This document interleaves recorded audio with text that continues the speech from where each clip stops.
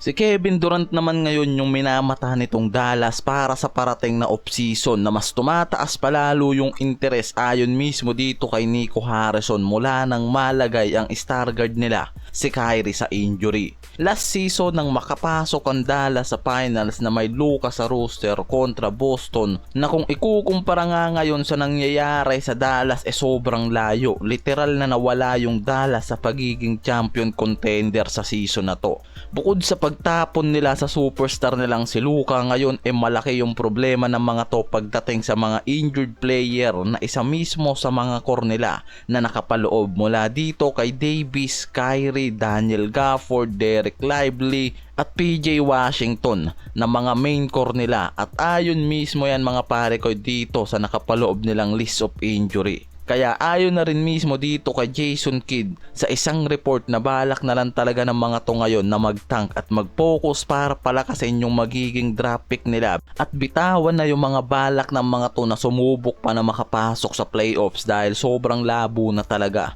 Ang Dallas ngayon bumagsak na lalo para sa pang-10 spot sa Western na may 32 to 33 win-loss record at 5 lose streak since February 1st week, na ang isa mismo sa nakikitang rason sa dahilan ng pagbagsak ng mga to dahil mismo sa naging unhealthy roster nila at kapabayaan na mawala yung mga star player nila.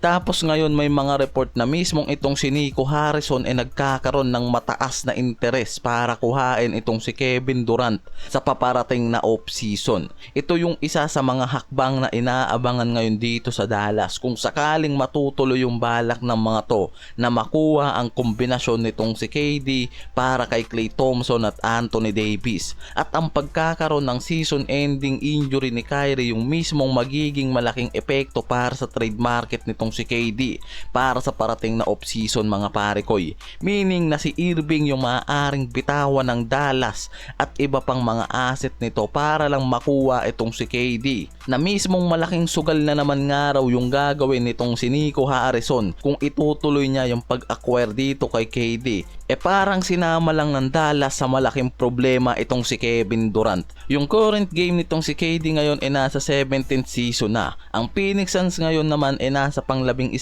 spot na para sa bracket ng Western Conference na nasa ibaba nitong Dallas Mavericks. Si KD ngayon yung nasa trade blocks ng mga to dahil nare-report na rin talaga yung kawalan ng interest ng superstar na to matagal na. Kaya ngayon yung NBA analyst kinukonsidera na to na available sa parating na off-season. Si KD na nag-average ng 26.7 points, 6 rebounds and 4.2 assists per game while shooting 52.9% from the field and 39.9% from the 3-point range across sa 48 games niya ngayong season. Kaya paniguradong malaking kawalan to sa Suns at hindi papayag yung mga to na walang kapalit na superstar din yung superstar nilang itong si KD. Ngayon nasa final years na itong si KD para sa 4 years contract niya sa Suns na nagkakahalaga ng 194.2 million contract na merong 54.7 million naman salary every years, na mismong dahilan kung bakit nakapaloob rin itong si KD sa isa sa may pinakamataas na salary cap sa NBA. Ngayong season lang yan mga pare ko ya.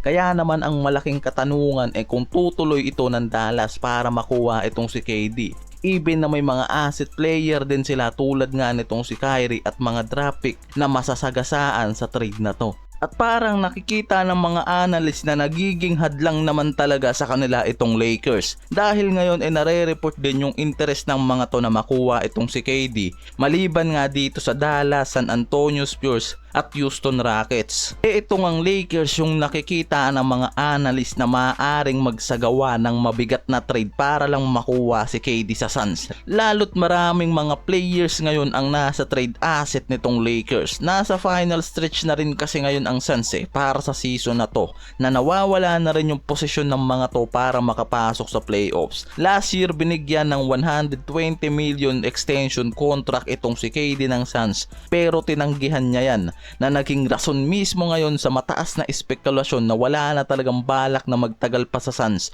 itong superstar na si KD. na mas lalong tumataas yung potential na pag-trade nito dahil sa kinaharap nga ngayon ng Suns na maaaring gumawa nga yung mga to ng malaking rebuilding at kumuha ng kapalit na superstar. Matagal na rin kasi talagang nauugnay itong si KD para sa trade Paniguradong sa pagpasok nga raw ng off-season ngayon mga pare ko mangyayari yan at ayon na rin mismo sa mga analyst na itong Lakers yung isa sa may mataas na interest na magsumite ng trade proposal sa parating na off-season para dito kay KD.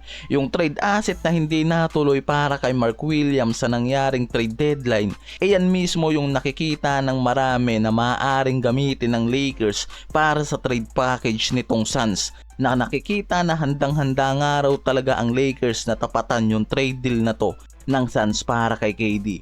Meaning na handa talaga itong Lakers mga pare ko na makuha itong si KD para maiugnay kay LBJ at Luka at maging champion contender palalo ngayong season.